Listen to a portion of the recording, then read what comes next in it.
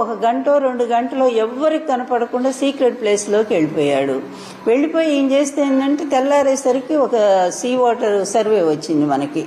ఈయన కనపడకుండా పోయిన దానికి అదేవిధంగా అమిత్ షా గారి అపాయింట్మెంట్ అన్నారు, అది కూడా అబద్ధం అని తేలిపోతా ఉంది. బహుశా నడ్డా గారు కలిసారేమో, ఎందుకంటే ఏ ఫోటోలు లేవు. కానీ దాని మీద ఇప్పుడు వాళ్ళు ఇస్తున్నటువంటి బిల్డప్ చూస్తూ ఉంటే ఏబిఎన్ వాళ్లే పిలిపించారని, అదేవిధంగా అసలు ఈయన అవసరం వాళ్ళకి ఎంతో ఉందట. 400 సీట్లు గెలుచుకునేటువంటి బీజేపీ పార్టీకి, ఎన్డీఏకి చంద్రబాబు నాయుడు, ఇక్కడ 3 ఎంపీలు గెలుచుకున్న చంద్రబాబు నాయుడు, ఇతని అవసరం అట వాళ్ళకి చాలా ఉందట. అందుకనే పాపం వెంటబడుతున్నారట బీజేపీ పార్టీ.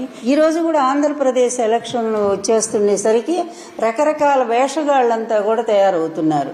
ఈ వేషగాళ్లందరికీ ఎవరు నాయకుడయ్యా అంటే మళ్ళీ చంద్రబాబు నాయుడే. సూత్రధారి అతనైతే పాత్రధారులు వీళ్ళంతా.